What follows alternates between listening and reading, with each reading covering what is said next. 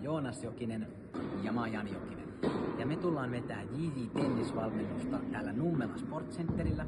Tervetuloa toimintaan mukaan. Tennisvalmennukset on keskiviikkoiltaisin kello 18-21 ja oot lämpimästi tervetuloa oppimaan tenniksestä lisää ja hyvästä tekniikasta.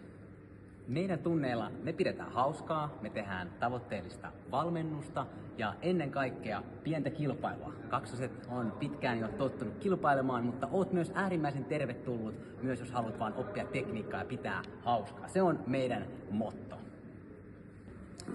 Moikka!